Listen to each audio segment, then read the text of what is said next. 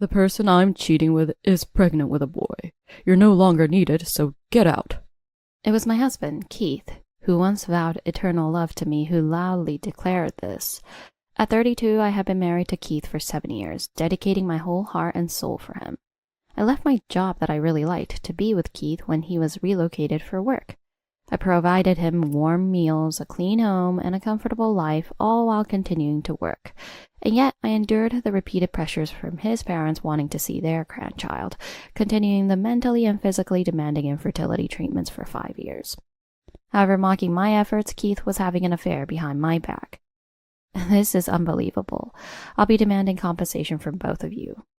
During the divorce discussion, both Keith and his affair partner, Tracy, said, We can't pay compensation. Can we not do the compensation thing? Do you know how old Tracy is? She's 25. Unlike you, she's young and doesn't have financial power yet, so please forgive her. But well, probably because she's young, her eggs must have been fresh. After sleeping together a few times, she got pregnant immediately.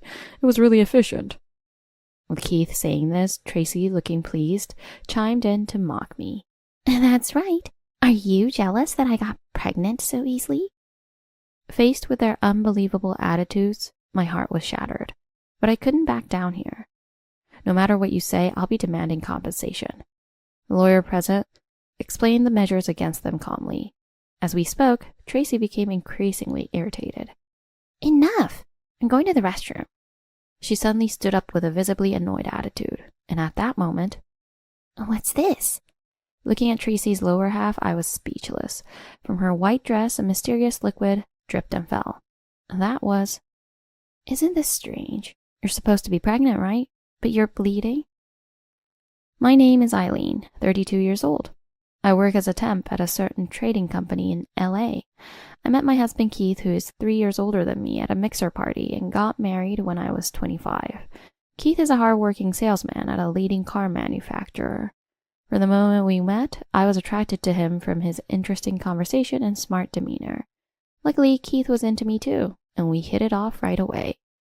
Our journey to becoming husband and wife was a breeze. Soon after getting married, Keith was transferred to a regional area on company orders. Though it was a regional area, it was the largest city in the region, with convenient access including a train. Keith is now in charge of a bunch of dealerships in that city that just keeps growing in population. He asked me to quit my job and follow him. I hesitated because I was working at a major publishing house at the time. Having dreamt of becoming an editor since high school and studied literature in college, I was overjoyed when I was hired as an editor at the publishing house. But I also wanted to support Keith, who would be moving to a new place alone, and more importantly, I didn't want to be separated from him during our newlywed period. Also, becoming a mother had been one of my dreams since I was young. At that time, Keith's regional assignment was expected to last at least 5 years. Letting Keith go on his own for 5 years, I would be 30 when he returned. Back then, 30 seemed far off, and I wasn't confident about starting to try for a child at that age. So after much deliberation, I quit my job at the publishing house to follow him on his regional assignment. I'm glad. If you're coming with me, I feel relieved. Focus on the household for a while and support my life. I'll be stressed in the new environment. Keith told me this, so I didn't look for work at our new location and focused solely on our home and trying to conceive. However, we struggled to have a child. Out of desperation one night, I timidly suggested to Keith, maybe we should start considering fertility treatments. He glanced at me briefly and sharply said, Sure, we can try treatment, but use your savings for it. I was in shock when I first heard that, but there was no way to change it. In the end, I decided to use the savings I had accumulated from working at the publishing house before marriage to pay for visits to a fertility clinic. Keith's cooperation was essential for the fertility treatment. However, no matter how many times I spoke to him, he did not show understanding. Why should I let some doctor I don't even know dictate our sex life? If two people truly love each other, shouldn't it be enough to conceive a child simply by being intimate whenever they desire? I think you're the reason why we can't seem to do what regular couples do. Being in a new place with no friends, I believed in him and his words, but they ended up causing me a lot of pain. My period came again this month. Why can all of my friends' wives get pregnant, but you can't? You've been so neurotic lately, it's bothering me too. Maybe you should shift your focus to something else? Following Keith's suggestion, I stopped focusing solely on our home life and went back to work. It was a part-time office job at a local small business where my days were filled with making coffee and photocopying. The company was mostly older people, but mentally they were immature, starting to gossip as soon as someone left their seat. I thought about wanting to get pregnant quickly and leave such a company as soon as I joined. Even though I pleaded with Keith and somehow got him to cooperate, trying artificial insemination and in vitro fertilization did not change our situation, and I couldn't get pregnant. In the end, despite the treatment, 5 years passed since our marriage, and I turned 30 without having a child. Eileen, we thought it was good that Keith got such a young and healthy wife, but now you're already 30. I know it's becoming more normal to have a baby when you're older, but don't you think it's a bit slow for someone who tied the knot at 25? With Keith's income, you're only working part-time, right? You have so much free time, so why can't you show us even one grandchild? We're both working full-time. Whenever we saw my in-laws, they'd throw shade and straight up insult us for not having any kids. Keith's parents are in their 50s and still in their prime working years.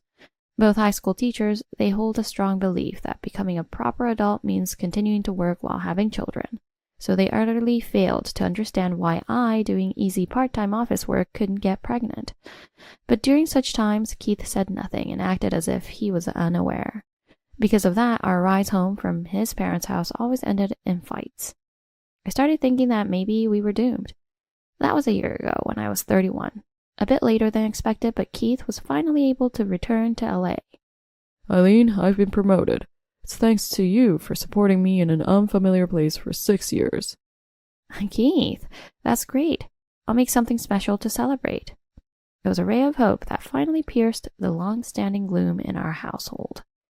From that day on, it was as if all our past troubles were a lie.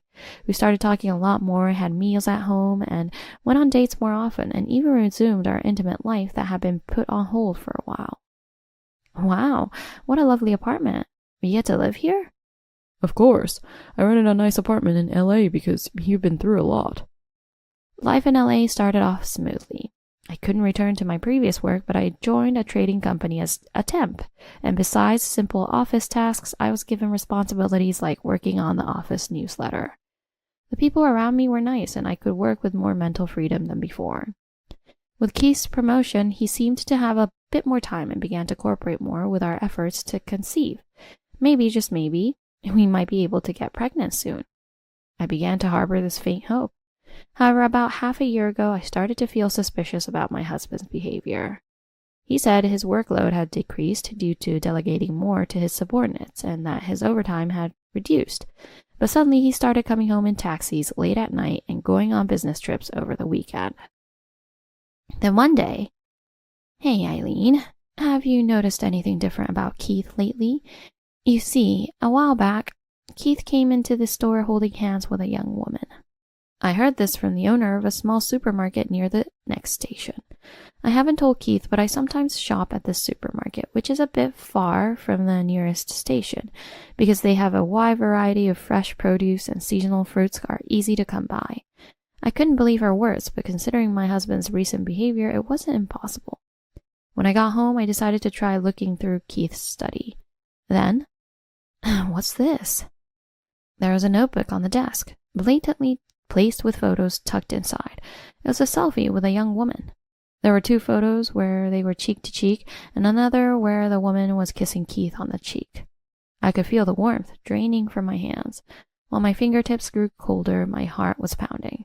I couldn't fully comprehend the betrayal by my husband of 7 years. "Hey, Keith, what's this photo?" When Keith came home that night, I immediately confronted him with the truth. Upon seeing the photo I presented, Keith was momentarily shocked, but quickly started grinning and said, "Oh, you found out." Then he uttered unbelievable words. "The person I'm cheating with is pregnant with a boy. You're no longer needed, so get out." "What are you talking about? What do you mean?" "Exactly what I said. I'm telling you to leave.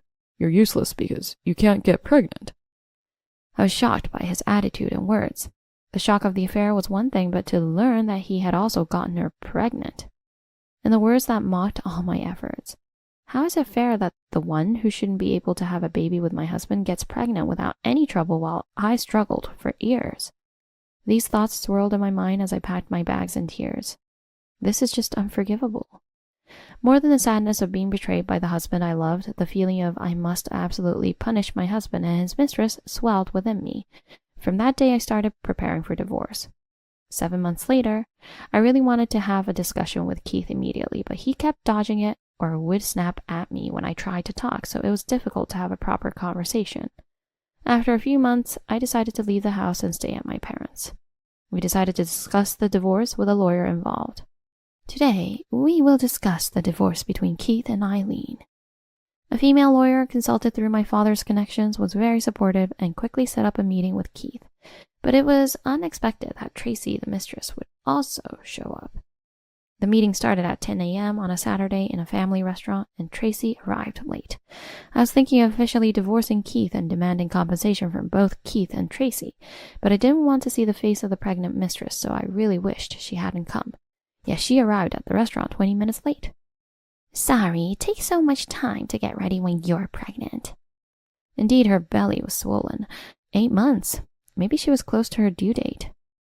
I'll have the pancakes, a club sandwich, and maybe pasta too. Tracy ordered so much food.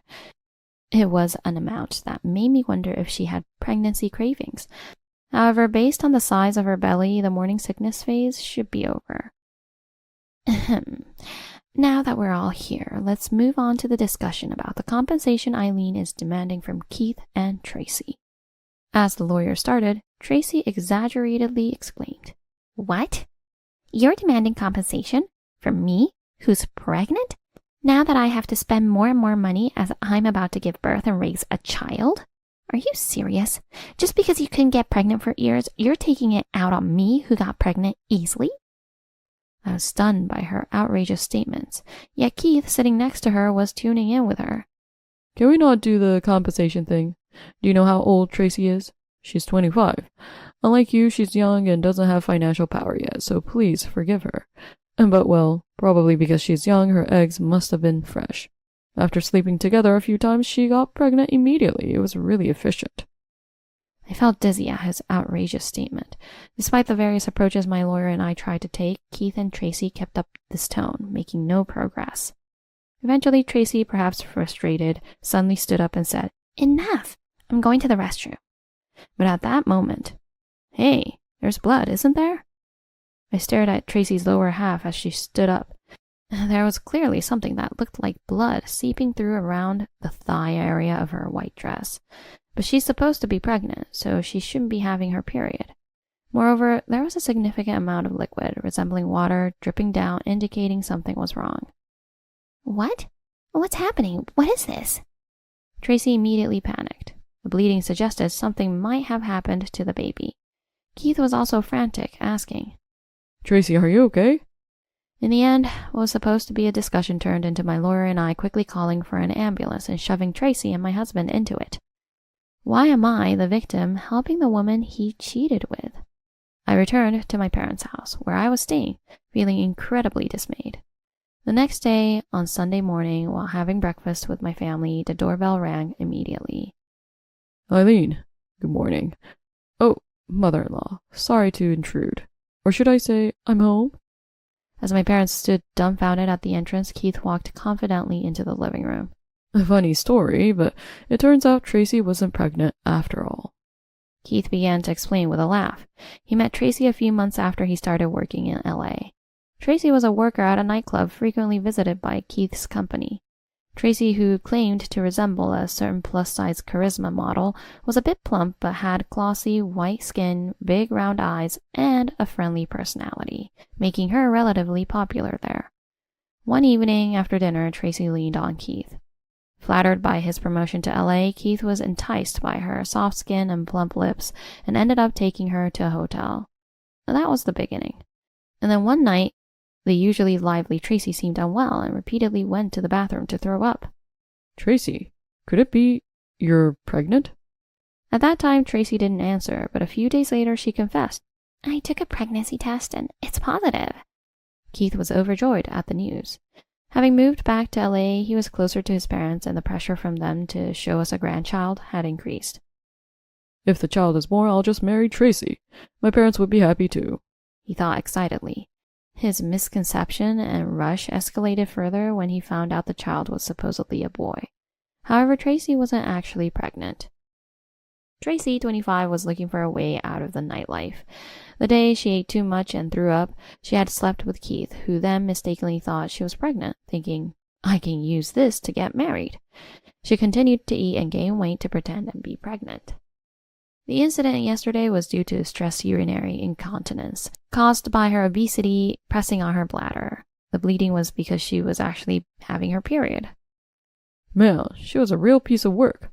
I was so worried she might have had a miscarriage, but to think she wasn't even pregnant. Of course, I've completely broken it off with her. As he disparaged the deceitful woman, he grabbed my hand, saying, I misunderstood this time, and I'm sorry. Eileen, let's continue to work on fertility treatments together. We're a couple, after all. Let's forget about the divorce. The words supposed to be spoken right before me somehow sounded distant. Why had I endured so much for a child with such a man? Looking back, I realized how foolish I was. Instead of getting angry, I just laughed it off. Eileen, thank you. You're giving us another chance, aren't you? He seemed to misunderstand my laughter as acceptance of withdrawing the divorce. Overcome with emotion, he attempted to embrace me. However, naturally, I didn't want to be touched by such a vile person and briskly brushed his hand away. For years, I endured being ridiculed and tormented by you and your parents, all while dreaming of having a child with you and bearing the painful infertility treatments. Can you even imagine the excruciating pain of uterosalpingography? You wouldn't understand how I felt every time an artificial insemination, which I begged you for and paid for with my savings, failed. You wouldn't even try to understand, would you? There's no way I could start over with someone like you. Crying, I turned to my worried parents by the door and asked them to kick him out. Hey, Eileen, wait, listen to me. My parents, along with my brother and sister who lived nearby and came over worried about me, dragged Keith out of my parents' house. But since that day, Keith has repeatedly stormed my parents' house, insisting on not getting a divorce. Even though I said, I won't talk without a lawyer, he wouldn't listen and would sit in front of the house from the morning of his day off. It wasn't just at my parents' house. He also ambushed me every day after work in front of the trading company where I am so grateful to work. Hey, Eileen, forgive me. Like a curse haunting me even when he wasn't physically there, driving me to the brink mentally. After much deliberation, I decided to contact someone. For you to reach out, especially when you refused to speak directly with us about your marriage? Paula and I met after a long time, and Paula was as harsh as ever.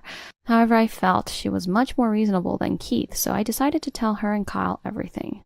Proud as he is, Keith probably hadn't told his parents. I thought my mistress was pregnant, so I initiated a divorce, but it turned out to be a lie, so I'm trying to call it off.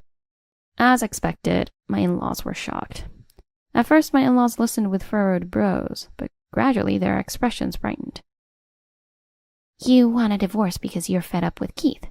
It's regrettable, but honestly, it might not be bad news for us, said Paula. Right. It's awkward to say, but this time Keith's partner is 25, right? We might actually prefer her over you, Eileen, who has had trouble conceiving. Despite their wishful thinking, completely ignoring Tracy's lies, I was astounded. But if they could be of help, all the better. Leave it to us. We'll talk to Keith properly. With an unusually bright smile, they sent me off with a box of sweets, and I left my in-laws' house. A few days later... What's going on, Eileen? A call came from Keith, who sounded utterly distraught. Despite my insistence on communicating through a lawyer, he found various ways to contact me directly, including using company numbers, friends' smartphones, and even public phones, which was annoying. But this was for a smooth divorce. I tried to remain calm on the phone. Dad and Mom suddenly started saying I should divorce you. They were all about you having kids just a while ago. What's with this sudden change? It's weird. Keith was apparently at his parents' house. After listening for a while, the noise changed and someone else spoke on the phone. Sorry, Eileen. This child seems a bit distressed right now. He's not thinking straight. We've talked properly, but if you could speak with him too, he might understand. He's been saying he hasn't been able to talk to you lately. Could you come over now? We prepare the divorce papers. All that's left is for you two to write your names. Really? Thank you. I'm on my way now. I hurried into a taxi. According to Paula on the phone, Keith was upset but close to being persuaded. They told him that if he didn't divorce me and remarry Tracy, all of their inheritance would be left to his brother. It seems that the warning worked. When I arrived at my in-laws' house, Keith looked worn out and had already finished writing the divorce papers. Without even taking off my coat, I approached him as he was hunched over the table and confronted him with my true feelings. Hey, Keith, I really hate you now. I've come to detest you. At my words, Keith's shoulder twitched. Turning slowly, he gave me that cold look I had seen several times during our marriage. I feel the same. I can't stand you, who's just a defective woman who can't get pregnant. And then, in a fit of despair, he threw the divorce papers.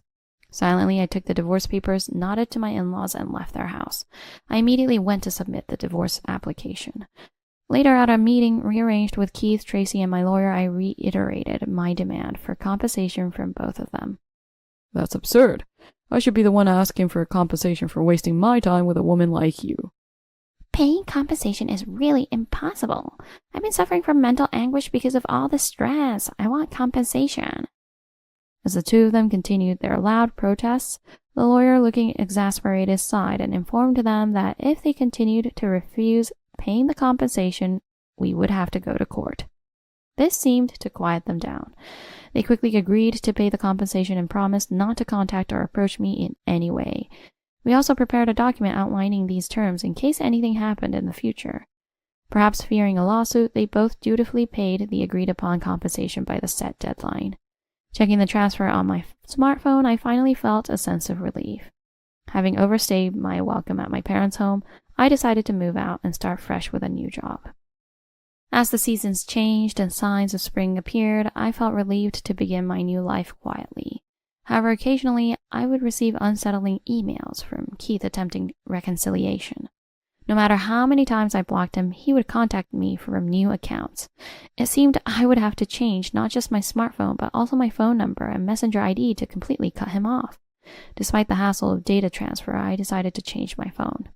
I forwarded all the emails Keith sent to all our mutual acquaintances, asking them not to share my contact information with him if he asked. Later, I learned that some of Keith's coworkers were among those I sent the emails to, which caused the story to spread within his company. Although his company was aware of our divorce, the revelation that he was sending strange emails to his ex-wife turned him into a laughingstock. Eventually, feeling out of place in the company he had always bragged about being one of America's leading companies, Keith resigned. Half a year into my new life, I received an unexpected call from Paula. Hey, Eileen, you've got to hear this. Despite changing my phone and blocking Keith by every means possible, I had given my new contact information to Paula in case Keith caused any trouble. This was the first time she had actually reached out. Over the phone, Paula was sobbing. It turned out that, as per their scheme, Keith had quickly remarried Tracy after divorcing me, but after feeling unwelcome at his company, he quit his job and became a freeloader at his parents' house. Tracy, too, had quit her job in the nightlife industry around the time she pretended to be pregnant with Keith's child, expecting to be supported by him, and hadn't worked since. Now, two unemployed individuals were burdening my in-laws. Even if a grandchild was born, they admitted they couldn't possibly take care of them under these circumstances. After a month or two of neither seeking employment, my in-laws were considering evicting them when it was revealed that Tracy was actually pregnant. Oh, is that so? Well, that's good for you, isn't it? Everything turned out as you hoped. As the conversation seemed to drag on, I switched the call to speakerphone and leisurely sipped my coffee while nodding along.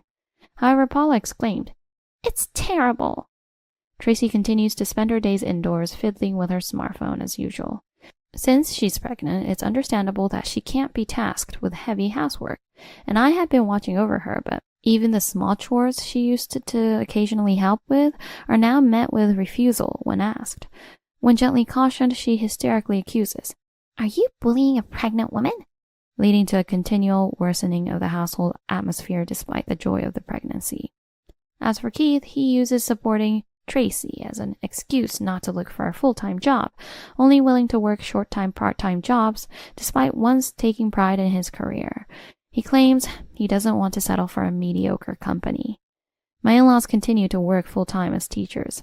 They were supposed to be enjoying their retirement years, looking forward to seeing their grandchildren, but instead they find themselves exhausted daily from taking care of these adult children, who suddenly refuse to work at all. But after talking to you, Eileen, I feel calmer. I think we've done you wrong. Since we caused you pain, it's only right that I take responsibility for my actions. After a lengthy conversation, she calmed down and thanked me before hanging up. That was the last time I heard from her.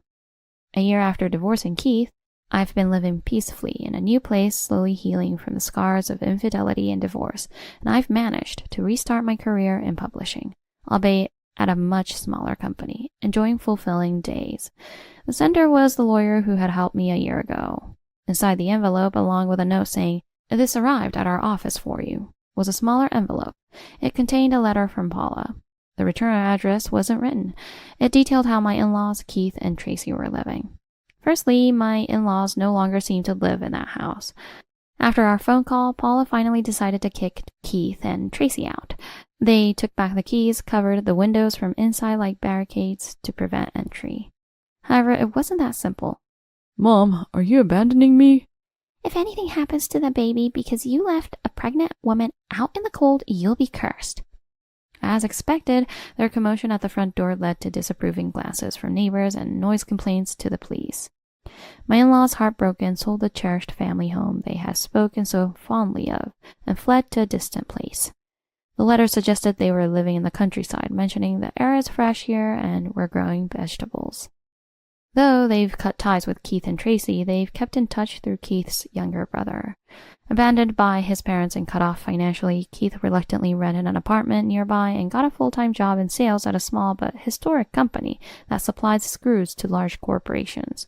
But Keith, who once thrived as a salesman at a highly renowned car manufacturer, lacks motivation and has a poor attitude in his new role selling mere screws, causing the company difficulty. Tracy, on the other hand, despite safely giving birth, neglects both childcare and household duties, constantly on her smartphone, leaving their home in disarray and leading to constant arguments. One day, Tracy disappeared, taking all of Keith's savings with her, leaving only a signed divorce paper on the desk. The letter from Paula ended with, "I'm truly sorry for everything. Please live happily without any more involvement with my son."